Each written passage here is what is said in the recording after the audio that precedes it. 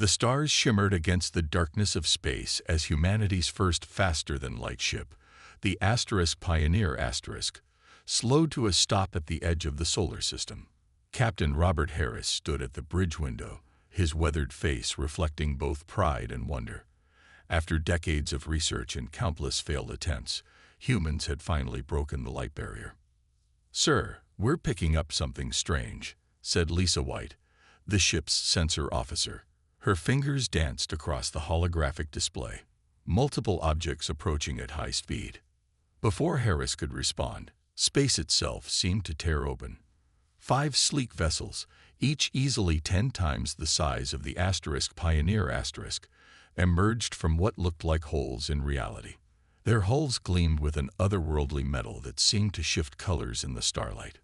"All stations, battle ready," Harris ordered, though he knew their weapons would be useless against ships of this size. But to everyone's surprise, a gentle voice filled the bridge, speaking perfect English. "Please stand down, humans of Earth. We come in peace." The next few hours were a blur of activity. The aliens, calling themselves the Galactic Council, had been watching Earth for decades. Now that humans had achieved FTL travel, first contact protocols had been activated. Ambassador Gray, the Council's representative, was a tall, slender being with silver skin and large, dark eyes. He stood in the Pioneer's conference room, addressing the stunned crew. "Your achievement is remarkable," he said, his voice carrying a musical quality. "Few species master faster-than-light travel so quickly after discovering nuclear power." Harris noticed how Gray's assistants exchanged knowing looks. There was something in their body language that made him uneasy, despite their friendly words. Back on Earth, the news of alien contact spread like wildfire. Governments scrambled to respond, markets fluctuated wildly, and religious leaders called for emergency conferences. But the Council had been preparing for this moment. They provided proof of their peaceful intentions by sharing medical knowledge that cured several deadly diseases within days. 2 weeks after first contact, the Council made their official offer. Earth would be granted membership in their alliance of over 30 spacefaring species. They would share technology, open trade routes, and provide protection from hostile forces. There are, however, certain threats in our galaxy that require immediate attention. Gray explained to the United Earth Council, formed hastily to handle the diplomatic crisis. The Void Dwellers, in particular, pose a significant danger to developing civilizations. Director Marcus Stone, Earth's newly appointed diplomatic leader, leaned forward in his chair. "Tell us more about these Void Dwellers." Gray's expression darkened. "They are raiders, pirates, beings who reject the order we've built. They attack without warning, using powers and abilities that defy our understanding of physics. We've managed to contain them, but we're always looking for brave species to help in this fight." After the meeting, Stone met privately with his advisory team.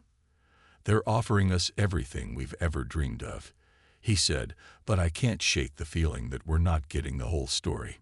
Dr. Amanda Foster, the team's xenobiologist, nodded.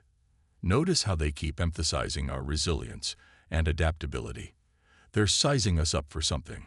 But Earth's leaders, dazzled by the prospects of advanced technology and interstellar travel, voted overwhelmingly to accept the Council's offer. Within months, human ships were being retrofitted with alien tech, and the first wave of human representatives was preparing to leave for the Council's headquarters. As the Pioneer prepared for its historic journey to the Council's capital world, Harris stood again at his bridge window. The alien ships now seemed less impressive, more familiar. But as he watched Ambassador Gray's vessel dock with their station, he couldn't help but wonder what humanity was really signing up for. "Well," he muttered to himself, "at least things can't get any stranger than first contact with aliens." He had no idea how wrong he was, or that humanity was about to discover something that would shake the very foundations of the galaxy. James Miller wiped sweat from his forehead as he stared at the ancient text displayed on his screen. After 6 months of working at the Council's Grand Library on their capital world, he had finally found something interesting. Very interesting. "Hey, Anna," he called to his research partner. "Come look at this." Dr. Anna Reed walked over, her dark hair tied back in a messy bun. She was one of the few human scientists given access to the Council's archives, studying alien biology while Miller focused on consciousness research. "What did you find?" she asked, leaning over his shoulder. "Look at these symbols." Miller pointed to strange markings on the screen. They matched the patterns we've been seeing in human brain scans, the ones the Council keeps telling us to ignore. The text was from an ancient civilization that had vanished thousands of years ago. Most of it was damage, but certain phrases stood out: quantum consciousness, mind over matter, and reality manipulation. "This can't be a coincidence," Miller said, his voice dropping to a whisper. He looked around the empty library hall. "Every time we mention these brainwave patterns to the Council, they shut us down. Now we know why. They've seen this before." Reed pulled up a chair. "Send me everything. I'll compare it with my biological data." Over the next few weeks, they worked in secret. The Council's library had billions of documents, but anything relating to consciousness manipulation was heavily restricted. Miller used his clearance to access what he could, while Reed analyzed the biological similarities between humans and the ancient species mentioned in the texts. One night, as they worked late in their private lab, Miller made a breakthrough. "Anna, look at this brain scan comparison," he said, pulling up two images. "This is a human meditation master, and this is from the ancient species. The patterns are identical." Reed's eyes widened. "That's impossible. Unless we're somehow related to them," Miller finished, "or at least similar enough to access the same abilities." Their research pointed to a stunning conclusion. Humans had a unique brain structure that could potentially tap into quantum fields, allowing them to manipulate reality itself. The ancient texts called it the forbidden power, something the Council had apparently banned across the galaxy. But why? Miller dug deeper into the archives, using his knowledge of alien languages to piece together the truth. The Council wasn't just restricting this knowledge. They were terrified of it. "They've been limiting every species they find," Reed said, reading through Miller's translations, "guiding their development away from consciousness research, pushing them toward conventional technology instead." A soft chime interrupted them. It was Miller's comm device, showing a message from Earth. His hands shook as he read it. "The Void Dwellers just attacked 3 human colonies," he said, his voice hollow. "Hundreds dead. The Council is calling for human volunteers to fight back." Reed's face hardened. "They're using us as soldiers, aren't they? While keeping us in the dark about our true potential." Miller started downloading everything they'd found. "We need to get this data back to Earth. If humans really have this ability, it could change everything," Reed finished. "But the Council will try to stop us." Miller looked at the ancient texts one last time. "They can try. But if what we've discovered is true, they might not be able to stop humanity for long." As they prepared to smuggle their findings back to Earth, neither scientist noticed the small camera hidden in the corner of their lab. In his private chambers, Ambassador Gray watched their activities with growing concern. "It's happening again," he whispered to himself, reaching for his emergency communicator. "They're starting to wake up." The game of hide and seek was over. The real question was, what would humanity do once they learned the truth about their hidden powers? The emergency alarms blared through the underground research facility on Earth. Miller and Reed had been back for 3 weeks, working nonstop with a small team of trusted scientists. Now, another Void Dweller attack was underway. "Show me the feed," Miller said, his tired eyes fixed on the main screen. The images were terrifying.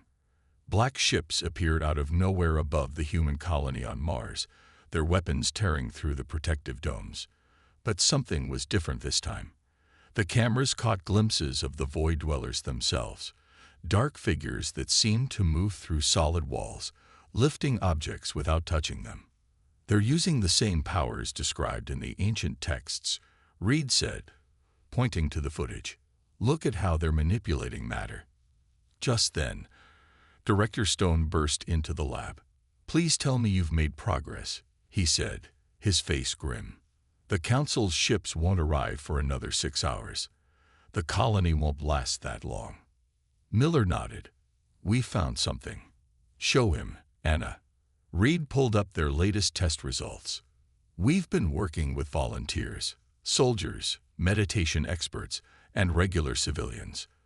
Look at their brainwave patterns when we use the ancient training methods." The screen showed waves of energy pulsing through human brains, forming patterns that matched the ancient diagrams perfectly. "And?" Stone asked, leaning closer. "Watch this," Miller said.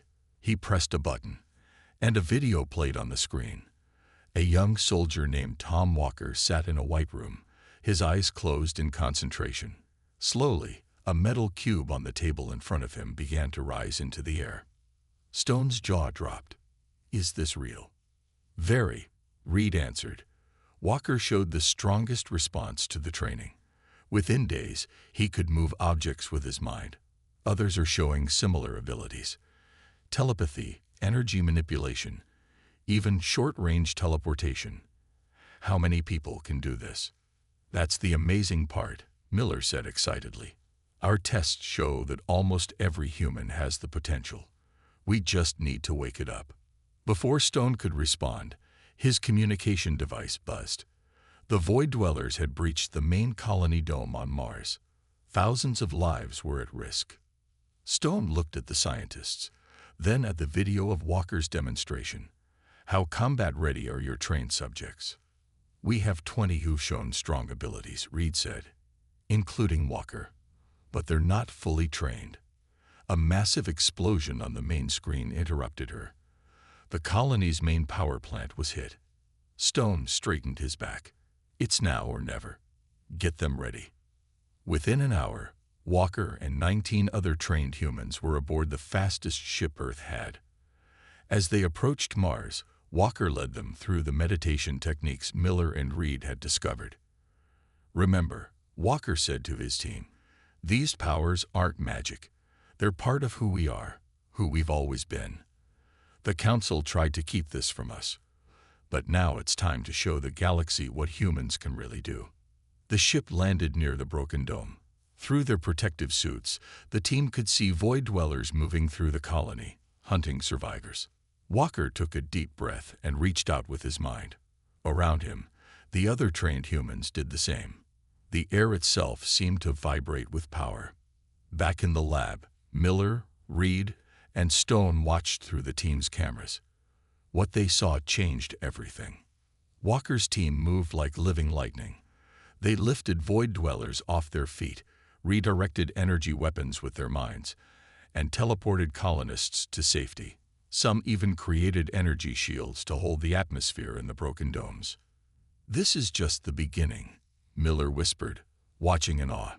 But their victory was short-lived. As the last Void Dwellers retreated, new ships appeared in orbit. Council ships.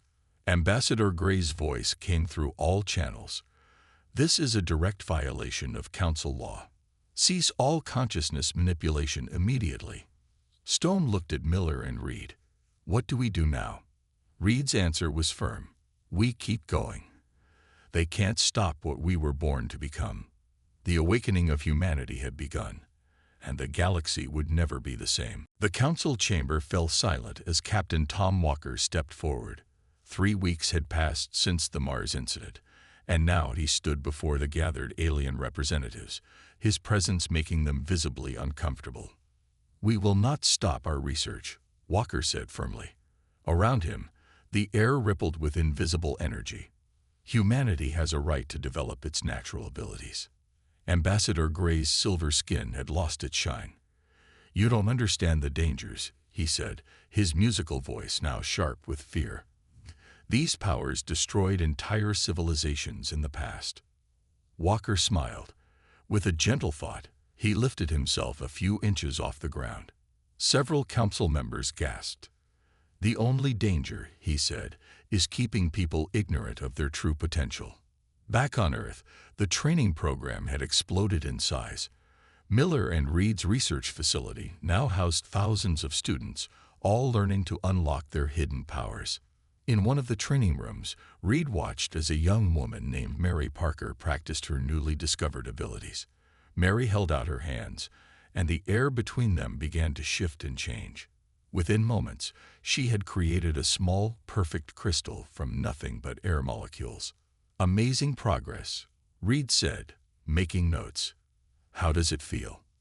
Mary's eyes sparkled with excitement. Natural, like I've always known how to do this, but just forgot.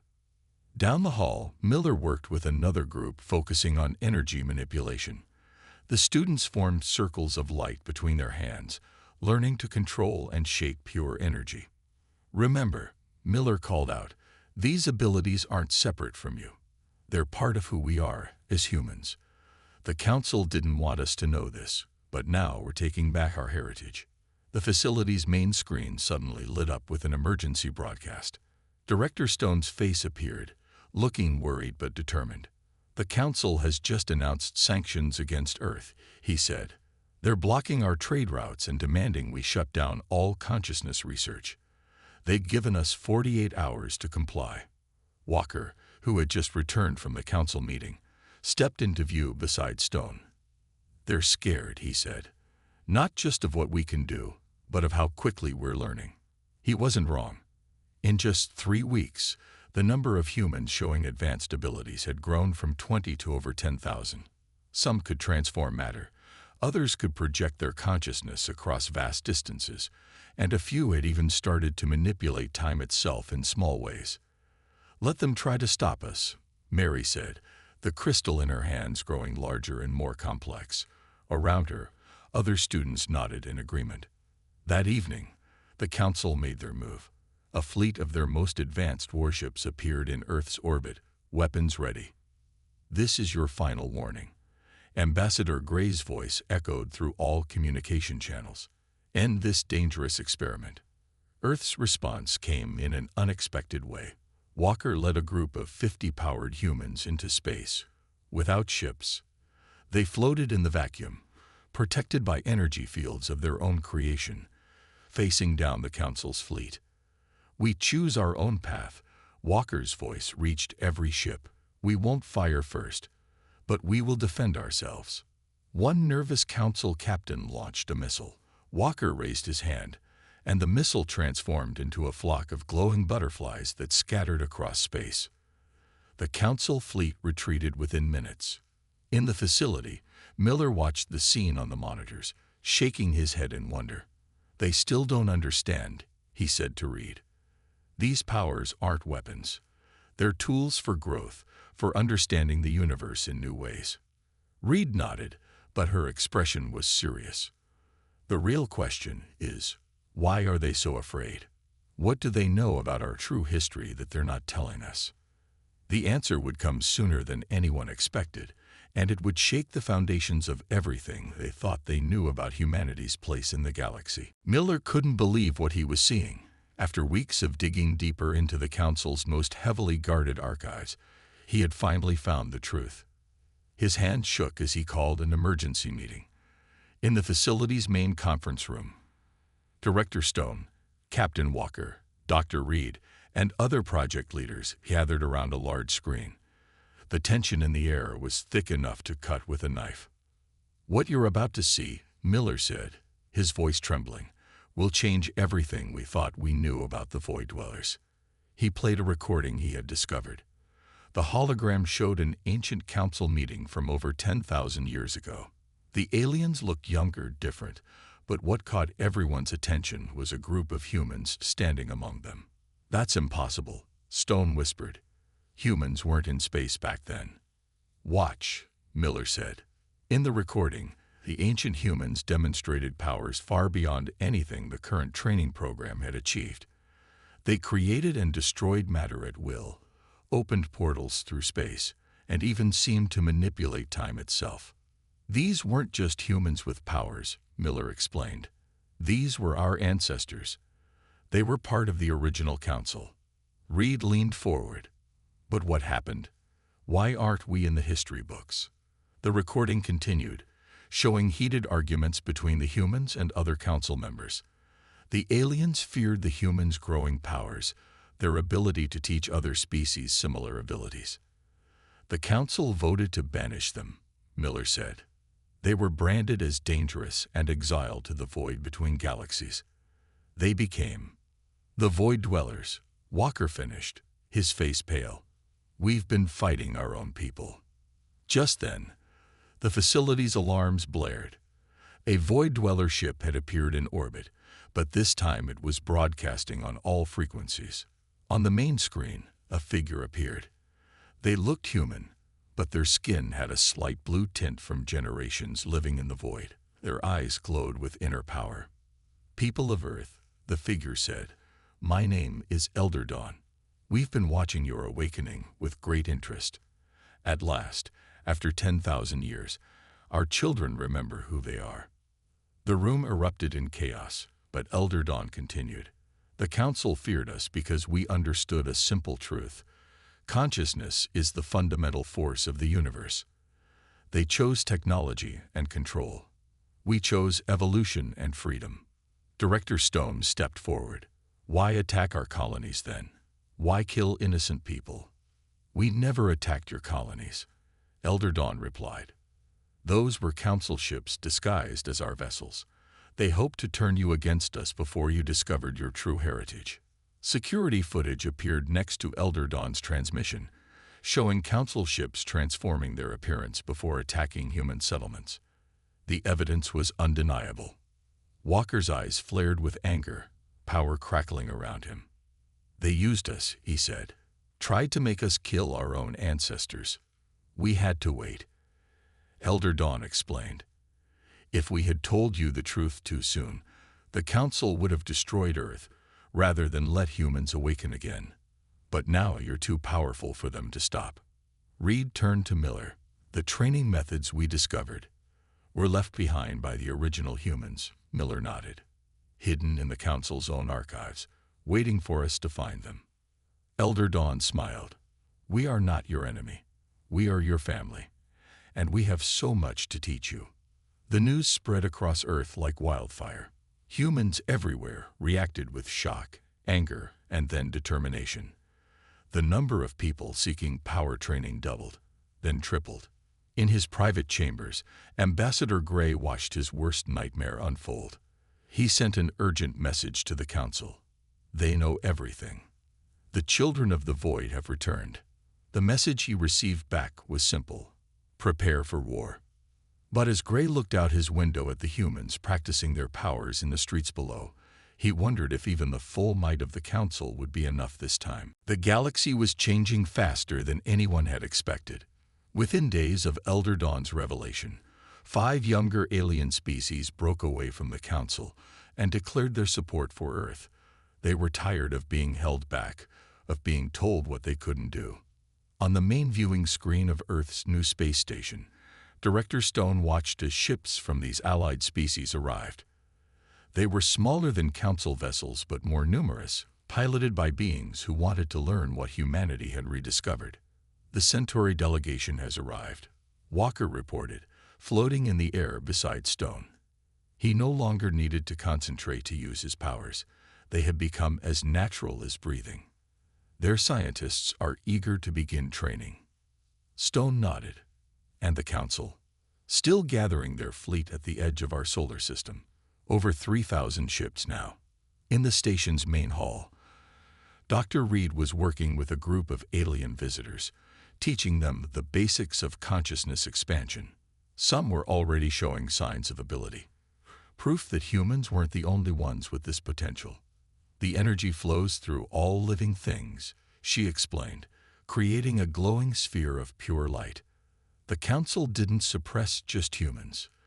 They held back the entire galaxy. Miller burst into the room, his face excited. "The Void Dweller ships are in position. Elder Dawn says they're ready whenever we are." The plan was simple but daring. Instead of fighting the Council, they would show them the futility of their fear. Humans, Void Dwellers, and their new allies would demonstrate their powers in a way that couldn't be ignored. "All teams in position." Walker's voice echoed through the station. "Begin Operation Awakening." Across the galaxy, at precisely the same moment, powered humans and their alien students began to act. They didn't attack or destroy. Instead, they created. Dead planets bloomed with life. Dying stars were stabilized. Polluted worlds were cleansed. The Council fleet watched in horror as reality itself seemed to bend to the will of those they had tried to suppress. Their weapons seemed primitive compared to the power of evolved consciousness. Ambassador Gray stood on his flagship's bridge, watching the displays with a mix of fear and wonder.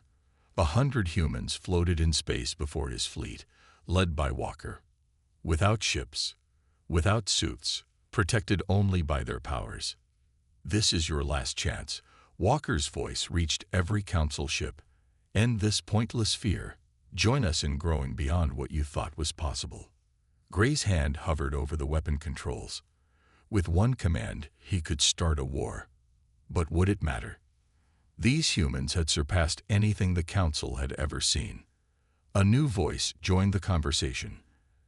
Elder Dawn had arrived with the Void Dweller fleet. "We didn't come for revenge," she said. "We came home. To help our children reach their potential. To help all species reach their potential." Across the Council fleet, younger crew members were already showing signs of change. Inspired by what they'd seen, many had secretly begun their own consciousness training. Gray looked at his own hands, remembering ancient stories from his childhood about his people's forgotten abilities. How long had the Council been holding everyone back? How many generations had been denied their true heritage? He made his decision.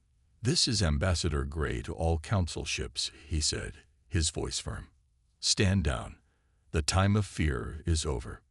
The Council's grip on the galaxy broke in a single day, not through violence or destruction, but through the simple demonstration of what was possible when consciousness was allowed to evolve freely.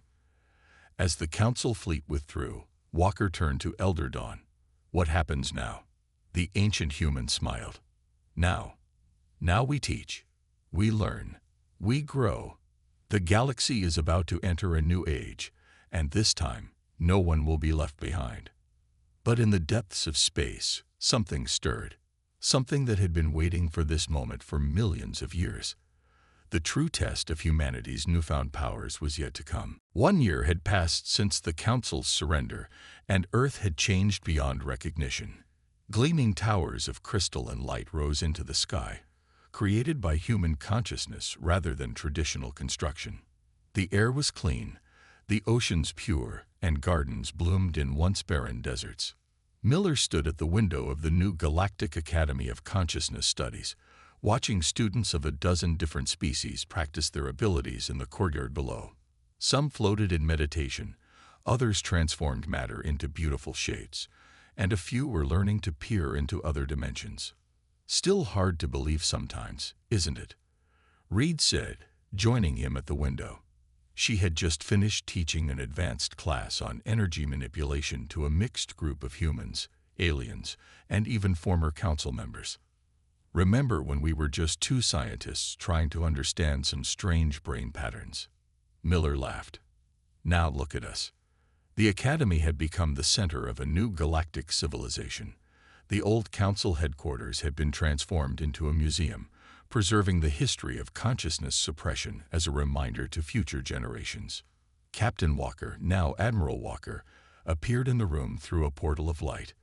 "We just got word from the deep space explorers," he said, his face serious. "They found something." In the Academy's main chamber, Elder Dawn joined them as they reviewed the findings. The explorers had discovered ancient ruins at the galaxy's edge, left by a civilization that had existed millions of years before even the Void Dwellers. "They were like us," Elder Dawn explained, examining the holographic images. "But they went further, pushed harder. They found something out there in the dark between galaxies, something that changed them." "Changed them how?" Stone asked. He had retired as director, but still served as an advisor. "They evolved beyond physical form," Elder Dawn said. "Became beings of pure consciousness. The records suggest they're still out there, watching, waiting for other species to reach their level." Miller looked at the strange symbols in the ruins, so similar to the patterns they'd first discovered in the Council's archives. "You think we're ready to meet them? I think that's why they left these ruins," Reed said. "They're like signposts, guiding us toward the next step in evolution." Walker smiled. "At least this time we're facing the unknown together, not divided by fear like the old Council." The news spread quickly through the galaxy. Instead of panic, it was met with excitement and curiosity. Species that had once been enemies now worked together, combining their unique perspectives and abilities in ways never before possible. In what had once been the Council's main chamber, representatives from across the galaxy gathered to form a new organization, the Alliance of Conscious Beings. Its purpose was not to restrict and control, but to support and guide all species in their evolution. "We've learned that power itself is neither good nor evil," Miller said, addressing the gathered beings. "It's how we use it that matters." The Council feared what they didn't understand. "We choose to embrace it, to learn, to grow." Reed stepped forward. "But we also choose to grow wisely, to help each other, to ensure no species is left behind in fear and darkness." As if in response to her words, the air in the chamber began to shimmer with a strange light. Everyone could feel it. A presence, vast and ancient, watching with interest. "They're here," Elder Dawn whispered. "The Ancient Ones. They'd been waiting for us to reach this point." The light grew stronger, and with it came a sense of infinite possibility. Humanity had not only reclaimed its heritage, but had helped forge a new path for all conscious beings. The journey that had begun with two curious scientists finding strange patterns in alien archives had led to the dawn of a new age in the galaxy.